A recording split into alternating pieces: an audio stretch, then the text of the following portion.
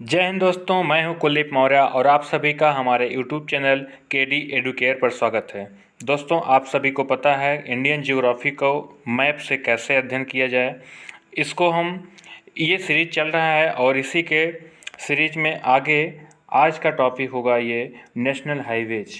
ठीक है, national highways जो हमारे देश के अंदर मेन हाईवेज है उसके बारे में हम अध्ययन करेंगे।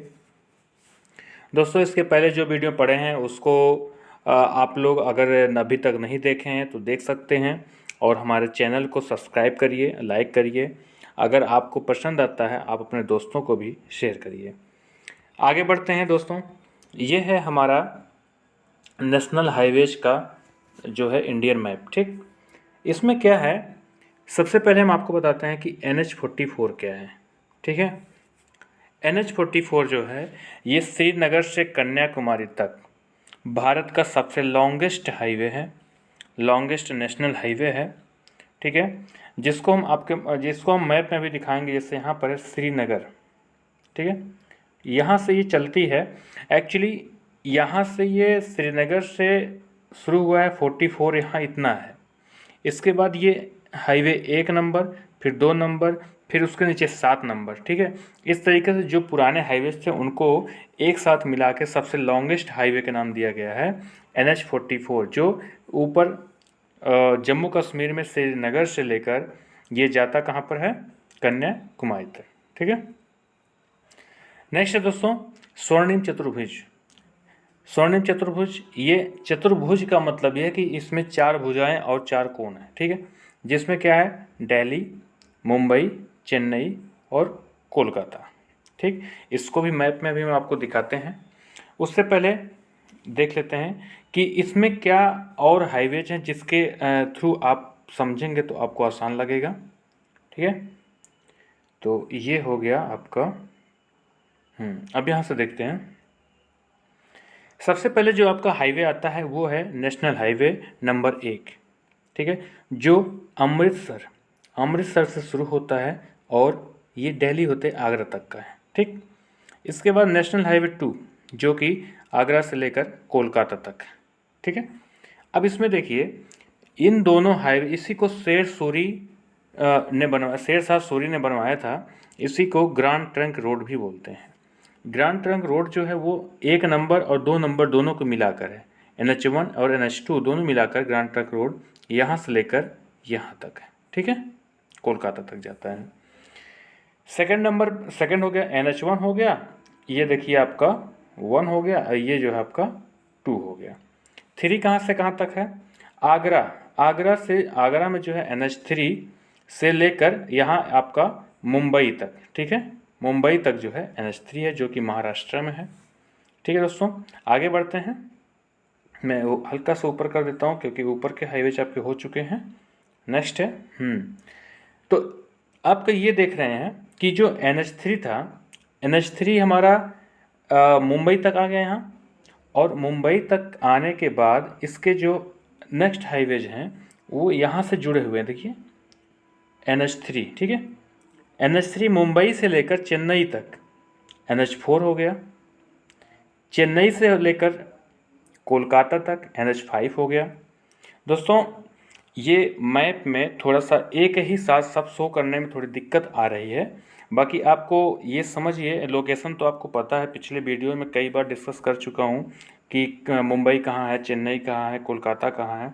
बाकी ये मुंबई से देखिए 4 नंबर चलता है NH4, फिर NH5 जो है कोलकाता तक जाता है, और कोलकाता से फिर NH6 जो है वापस कहाँ जाता है, मुंबई के तक। ठीक है, तो इस तरीके से आपका NH6 हो गया। ठीक है, नेक्स्ट है, ऊपर चलते हैं NH8 के पास में। NH8 देखिए कहाँ से कहाँ तक है, ये दिल्ली से शुरू होता है, दिल्ली से होते हुए जयपुर, जयपुर से कहाँ जाता है, मुंबई।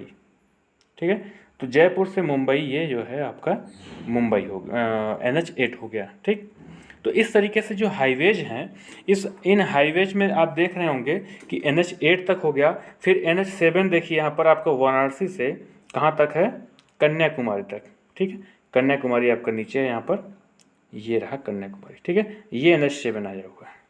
तो इस तरीके से आपको पता चल गया कि मुख्य हाईवेज जो हैं वो आपके कौन कौन से हैं। ठीक है, अब इसमें हमने grand trunk road, GT road इसको बोला, ये है देखिए NH1 प्लस NH2।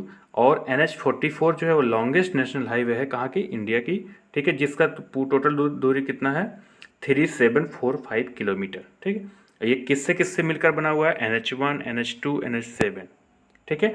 NH7 वही है जो वाराणसी से कन्याकुमारी तक है, ठीक है दोस्तों। तो इस तरीके से आपका जो नेशनल हाईवेज था ये हो जाता है। आगे बढ़ते हैं, अब देखते हैं प्रमुख बंदरगाह, ठीक है। हमारे देश में प्रमुख बंदरगाहों की संख्या जो है वो टोटल 13 है। बाकी बंदरगाह छोटे छोटे बड़े मिला के तो बहुत हैं, 100 से ऊपर जाएंगे लगभग, ठीक है। लेकिन जो मुख्य बंदरगाह हैं वो कितने हैं, टोटल 13 है। इनका मैं लोकेशन आपको बता देता हूँ, बस इस वीडियो में इतना ही था, ठीक है। आगे देखिए, हाँ ये देखिए आप, गुजरात। गुजरात में एक जो सबसे ऊपर साइड में देखेंगे आप, यहाँ कांदला बंदरगाह, ठीक है, जिसका नया नाम है क्या, दीनदयाल बंदरगाह, ठीक है। ये 2017 में इसका नाम बदल के दीनदयाल उपाध्याय बंदरगाह कर दिया गया। और यहाँ पर जो है तेल वगैरह का जो है आयात किया जाता है, ठीक है, और कपड़ों का निर्यात किया जाता है, ठीक है, जो कि गुजरात में है। नेक्स्ट है मुंबई, जो कि क्या है, सबसे बड़ा प्राकृतिक बंदरगाह है, कहाँ पर, महाराष्ट्र में। और हीरे जेवरात का यहाँ से क्या किया जाता है, निर्यात किया जाता है, ठीक है। नेक्स्ट है नेहावा सेवा, नेहावा सेवा, ठीक है। नेहावा सेवा जो कहाँ पर है, गोवा से ऊपर महाराष्ट्र में, ठीक है। और ये जो है पूरी तरीके से कंप्यूटराइज्ड है, कंप्लीटली कंप्यूटराइज्ड बंदरगाह है, ठीक है, जो न्यू टेक्नोलॉजी पर डिपेंडेंट है। और इसका एक और नाम है, वो क्या है आपका, JL नेहरू, ठीक है, जवाहरलाल नेहरू बंदरगाह, ठीक है दोस्तों। नेक्स्ट है गोवा। गोवा में क्या है, मर्म गोवा, जहाँ से किस चीज़ का, लौह अयस्क का क्या किया जाता है, निर्यात किया जाता है, बाहर देशों में भेजा जाता है, ठीक है। आगे बढ़ते हैं, ये है आपका मैंगलोर, बेंगलोर, ठीक है, मतलब कर्नाटका में जो है बंदरगाह वो आपका क्या है, न्यू मैंगलोर। यहाँ से भी लौह अयस्क को बाहर देशों में भेजा जाता है, ठीक। नेक्स्ट है जो जैसे स्पेशल कौन सी चीज़ें स्पेशल, बाकी ऐसा नहीं है सिर्फ लौह अयस्क ही वहाँ से भेजा जाता है। लेकिन जैसे क्या हो कि 10 चीज़ें अगर भेजी जाती हैं जिसमें मुख्यतः 1-2 चीज़ें ज़्यादा हो, ठीक है, तो उसी का नाम पूछा भी जाता है कि किस बंदरगाह से कौन सी चीज़ों का आयात या निर्यात ज़्यादा किया जाता है, ठीक है। इसी तरीके से आप देखिए केरल में क्या है, कोच्चि है, कोच्चि बंदरगाह, जहाँ से क्या है, मसालों का निर्यात किया जाता है, ठीक है। नेक्स्ट है तूतीकोरियन।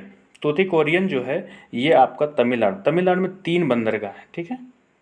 तूतीकोरियन जहाँ से मत्स्य का उत्पादन होता है और उसको निर्यात किया जाता है।